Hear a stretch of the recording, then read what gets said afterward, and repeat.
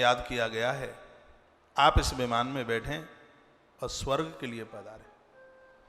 ग्रंथ में लिखा है कि स्वर्ग तो उनको मिलता है जिन्होंने जीवन में कभी गलती नहीं की, कोई त्रुटि नहीं की, जिनका भजन साधना उपासना जिनकी बढ़ती है, ऐसे लोग स्वर्ग में जाते हैं।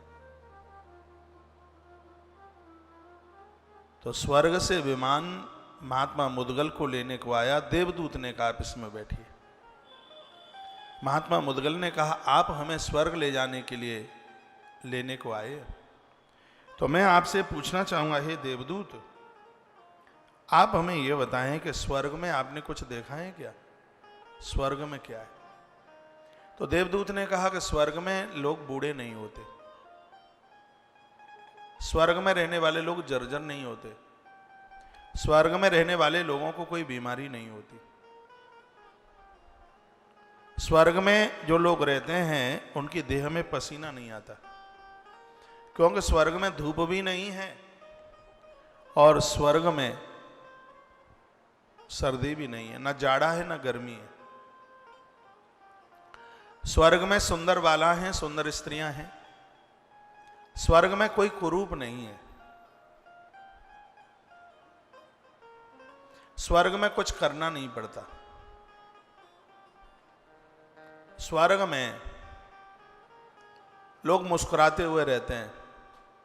स्वर्ग में रहने वाले लोगों को कोई दुख नहीं होता, उन्हें कोई कष्ट नहीं होता, उन्हें कोई पीड़ा नहीं होती। स्वर्ग में ना भूख लगती है, स्वर्ग में ना प्यास लगती है, ना किसी को स्वर्ग में पानी पीने की जरूरत पड़ती, ना किसी को स्वर्ग में रोटियां खाने की जरूरत पड़ती। स्वर्ग में तो उन देवताओं को दिखा दिया जाता है, बस खाता पीता वहां कोई नहीं है। यह देवदूत बोल रहा था और महात्मा मुदगल सुन रहे थे। मुदगल ने कहा, महात्मा जी ने कहा, स्वर्ग में कुछ कमियां भी हैं क्या? हाँ, इतना सा है कि स्वर्ग में कोई पुण्य नहीं कर सकता तो उसके पुण्यों की वृद्धि नहीं होगी, सत्कर्म नहीं करेगा तो उसके पुण्यों की वृद्धि नहीं होगी, यानी वो अपने पुण्य को बढ़ा नहीं सकता। जो जितना है उसमें से सब घटता हुआ जाता है और एक दिन जब वह पूरा सबको पूरा का पूरा जब वो समाप्त हो जाता है तब फिर उसको ऊपर से फेंक दिया जाता है, नीचे पटक दिया जाता है। जब उसके पुण्य क्षीण हो जाते हैं तो फिर वह इस मृत्यु लोक में ही आकर के गिरता है। इतनी सी बात कही तो महात्मा मुदगल ने कहा कि तुम अपने इस विमान को लेते जाइए, मुझे इसकी जरूरत नहीं है।